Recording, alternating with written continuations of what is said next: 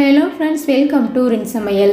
இன்றைக்கி நம்ம சமையல் சேனலில் காராப்பணியம் எப்படி செஞ்சால் இட்லி தோசை தேவையில்லை, ரொம்பவே ஈஸியான குழிப்பணியார ரெசிபி. ஒரு கப் அளவு அரிசி இருந்தால் போதுங்க, சட்டனி இந்த பணியாரத்தை செஞ்சிடலாம். சமையல் சேனலை சப்ஸ்கிரைப் பண்ணிக்கோங்க. பக்கத்தில் இருக்க ஆளுண்ட பெல்லைக்கான கிளிக் பண்ணி வச்சுக்கிட்டிங்கன்னா நான் போடுற வீடியோ உடனே உங்களுக்கு நோட்டிஃபிகேஷனில் வந்துடும். அரிசியை ஊற வச்சு தான் நம்ம செய்ய போகிறோம். ஒரு கப் அளவு இட்லி அரிசி எடுத்துக்கலாம். மிக்சிங் பவுலில் சேர்த்துட்டு அதே கப்பில் ஒரு கப் அளவு பச்சரிசி எடுத்துக்கலாம். 2 அரிசியையும் பவுலில் சேர்த்துட்டு தண்ணி ஊற்றி நல்லா அலசிடணும். தண்ணி சேர்த்துட்டு மூடி போட்டு 4 மணி நேரத்துக்கு அரிசியை ஊற வச்சுக்கோங்க. 1 ஸ்பூன் அளவு வெந்தயம், எந்த கப்பில் நம்ம அரிசியிலேருந்து எடுத்தோமோ அதே கப்பில் அரை கப் அளவு உளுந்து எடுத்துக்கணும். பவுலில் சேர்த்துட்டு தண்ணி ஊற்றி நல்லா அலசிடணும்.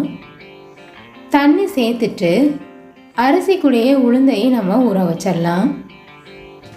அரிசியில் இருக்க தண்ணி எல்லாத்தையும் வடிச்சிட்டு மிக்ஸி ஜாரில் சேர்த்துட்டு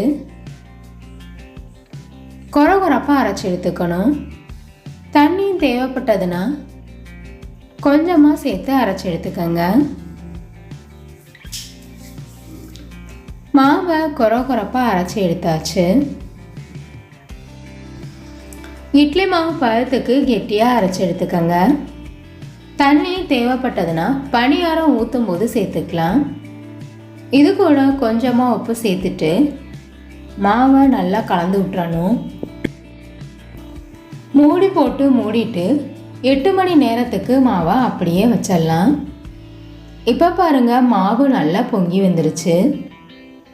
இந்த மாதிரி பொங்கி வந்தால் தான் பணியாரம் குண்டு குண்டாக வரும். ஆப்பசோடா சேர்க்காமலே குண்டு குண்டான குழிப்பணியாரம் ஈஸியாக செய்யலாம். மாவை நல்லா கலந்து விட்டுறணும்.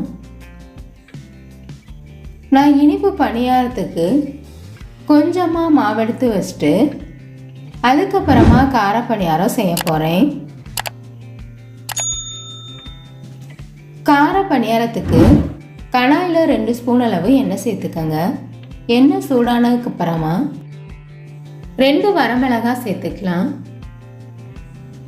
1 ஸ்பூன் அளவு கடுகு, உளுந்து அரை ஸ்பூன் அளவு சேர்த்துக்கோங்க. நம்ம சேர்த்துருக்க எல்லா பொருட்களும் நல்லா பொரிஞ்சதுக்கு அப்புறமா ஒரு பெரிய வெங்காயத்தை பொடிசாக கட் பண்ணி வச்சுருக்கேன், அதையும் சேர்த்துக்கலாம். வெங்காயத்தை எண்ணெயில் சேர்த்துட்டு லைட்டாக வதக்கிக்கணும். வெங்காயம் ரொம்ப வதங்க தேவையில்லை.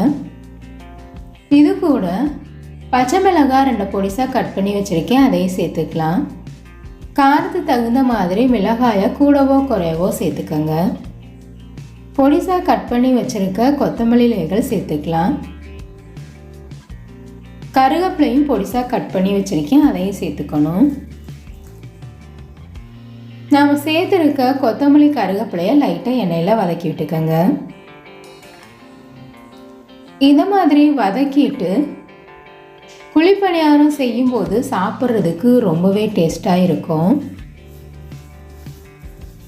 இது கூட கொஞ்சமாக உப்பு சேர்த்துக்கோங்க. நல்லா கலந்து விட்டுறணும். துருவின தேங்காய் 2 ஸ்பூன் அளவு சேர்த்துக்கோங்க. தேங்காய் ஆப்ஷனல் தான், விருப்பப்பட்டால் சேர்த்துக்கோங்க. 1/4 ஸ்பூன் அளவு பெருங்காயத்தூள் சேர்த்துக்கணும். இப்போ நமக்கு கார பணியாரத்துக்கு தாளிப்பு ரெடி ஆயிடுச்சு. மாவில் சேர்த்துட்டு நல்லா கலந்து விட்டுறணும். மாவு திக்காக இருந்ததுன்னா கொஞ்சமாக தண்ணி சேர்த்து தோசை மாவு பழத்துக்கு கலந்து எடுத்துக்கோங்க. அதிகமாக தண்ணி சேர்க்க வேணாம், கொஞ்சம் சேர்த்தாலே நமக்கு சரியாக இருக்கும். இப்போ நமக்கு பணியாரம் ஊற்றுறதுக்கு மாவு ரெடி ஆயிடுச்சு. பணியாரக்கல்ல கொஞ்சமாக நெய் அல்லது எண்ணெய் சேர்த்துக்கங்க. நான் இன்னைக்கு எண்ணெய் சேர்க்குறேன். ஒவ்வொரு குழிலையும் மாவு எடுத்து ஊற்றிடலாம். ரொம்பவே ஈஸியான ஈவினிங் ஸ்நாக் ரெசிபி. மாவரைச்சி செய்யும்போது இந்த கார பணியாரம் சாப்பிட்றதுக்கு ரொம்பவே டேஸ்ட்டாக இருக்கும். ரொம்பவே ஈஸியான செட்டிநாடு குழிப்பணியாரம். மூடி போட்டு ஒரு பக்கம் வேகிற வரைக்கும் அடுப்பை மீடியம் ஃப்ளேம்லேயே வச்சு வேக வச்சுக்கணும். ஒரு பக்கம் வெந்ததுக்கு அப்புறமா அடுத்த பக்கம் திருப்பி விட்டுடலாம். எல்லா பணியாரத்தையும் திருப்பி விட்டதுக்கு அப்புறமா மறுபடியும் மூடி போட்டு வேக வச்சுக்கோங்க. ரெண்டு பக்கமும் பணியாரம் நல்லா குண்டு குண்டாக வெந்துருச்சு. ரொம்பவே ஈஸியான டீ டைம் ஸ்நாக் ரெசிபி.